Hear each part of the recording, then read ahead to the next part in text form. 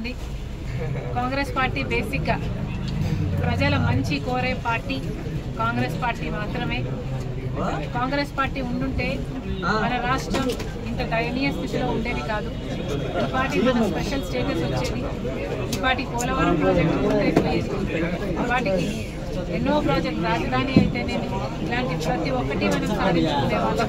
Kadapa steel plant అయితేనేమి, railway Kadapa to Bengaluru railway line అయితేనేమి, special ప్యాకేజీలు అయితేనేమి, రాయలసీమ ఉత్తరాంధ్ర ఇలాంటివి ఎన్నో సాధించుకొని ఈ పార్టీకి ఆంధ్రప్రదేశ్ ఒక మంచి స్థాయిలో ఉంది.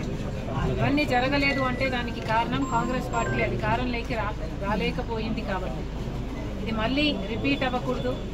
కాంగ్రెస్ పార్టీ అధికారంలోకి వస్తేనే ఇవన్నీ సాధ్యం చేసుకోగలము అన్నది వాస్తవం. ఇప్పుడున్న ప్రభుత్వమైనా పాలకపక్షమైనా అటు ప్రతిపక్షమైనా ఇప్పుడు మొత్తం అందరూ బీజేపీతో కుమ్మక్కై బీజేపీకి బానిసలై బీజేపీకి కనిపించని పొత్తులు పెట్టుకొని బీజేపీకి మద్దతుగా నిలుస్తున్నారు. ఇంత చేసినా కూడా బీజేపీ పార్టీ ఈ రోజు వరకు మన రాష్ట్రానికి ప్రత్యేక హోదా ఇవ్వలేదు, పోలవరం ప్రాజెక్ట్ ఇవ్వలేదు. ఈరోజు విశాఖ స్టీలును కూడా అమ్మేసే ప్రయత్నం చేస్తున్నారు.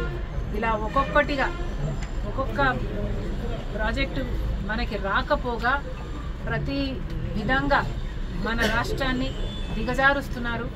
ఇంత అన్యాయం బీజేపీ పార్టీ ఆంధ్ర రాష్ట్రానికి చేస్తున్నా కూడా ఇటు జగనన్న గారు అటు చంద్రబాబు గారు బీజేపీకి తొత్తుల్లా బీజేపీకే మద్దతు ఇస్తున్నారు. ఇది తగదు.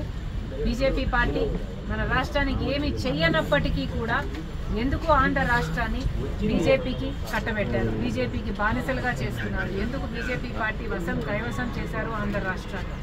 ఆంధ్ర రాష్ట్ర ప్రజలకు సమాధానం చెప్పాలి. ఇది ఇలాగే కంటిన్యూ అయితే చాలా ప్రమాదం.